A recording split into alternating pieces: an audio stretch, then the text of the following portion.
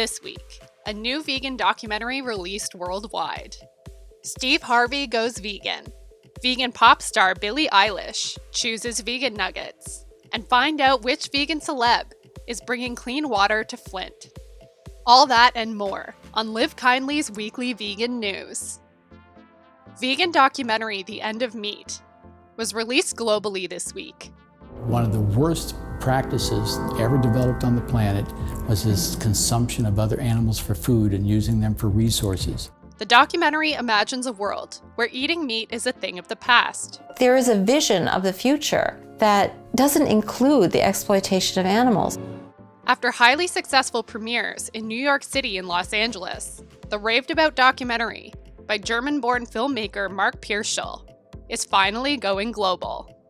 The End of Meat played to a crowd of 250 at NYC's Angelica Film Center in late August, according to the event organizer.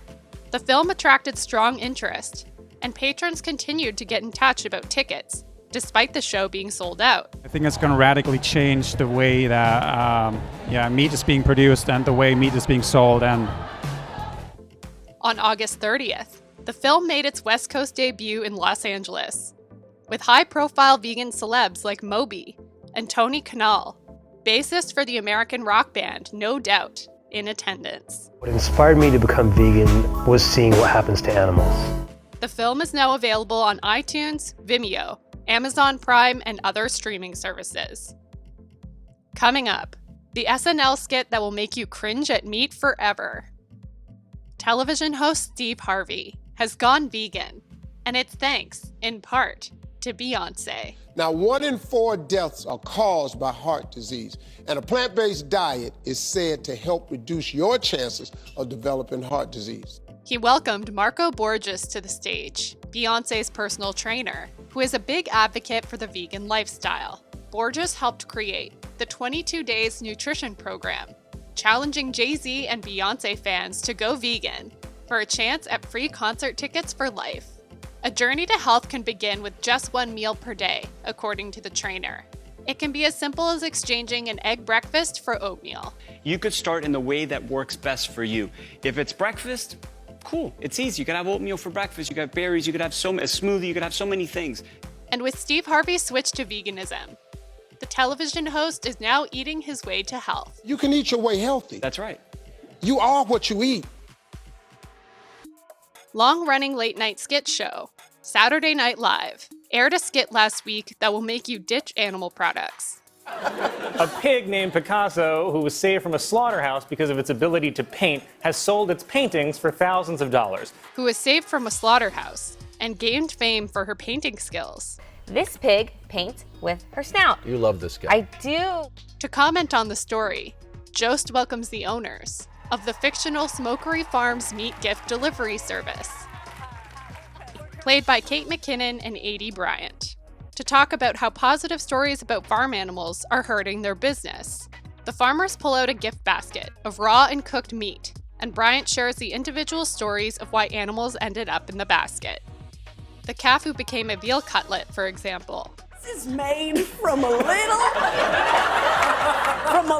dud who couldn't do tricks, and he refused his Halloween costume, okay? So you're gonna feel no guilt when you soak him in milk and then feed him to your children. The skit displays a snapshot of the public's increased awareness of farm animal sentience.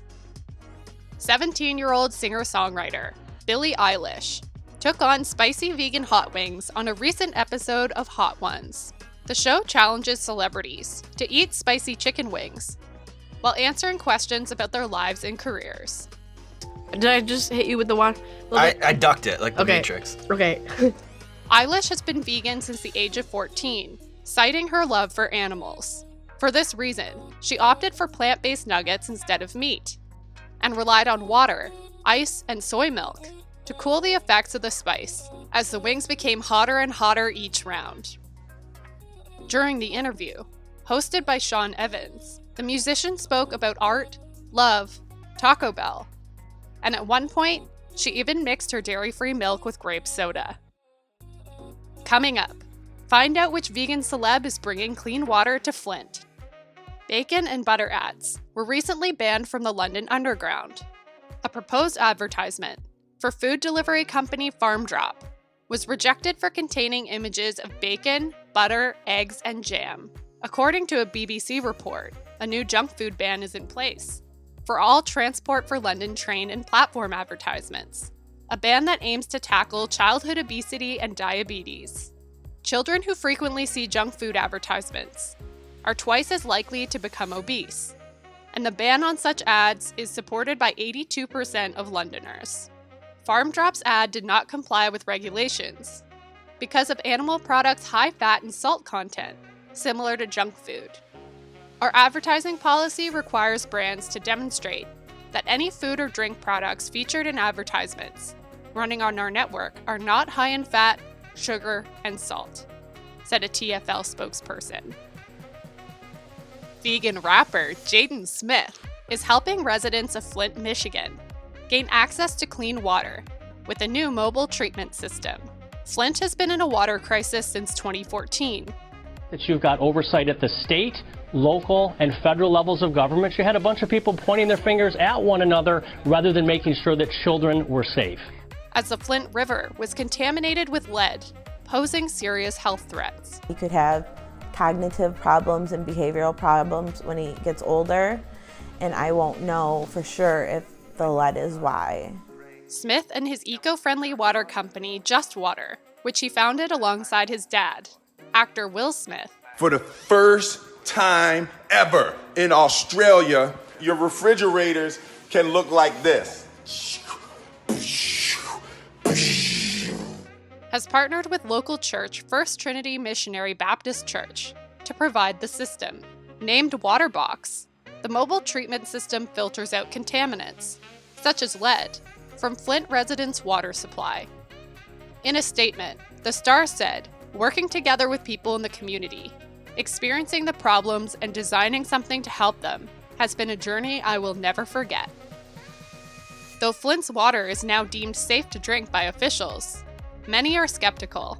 Smith's water company will be releasing more water boxes in Flint and in other communities facing similar challenges. Which story inspired you the most this week? Let us know in the comments. That's it for today. Remember to subscribe and hit the red bell. We'll see you again next week for Live Kindly's weekly vegan news.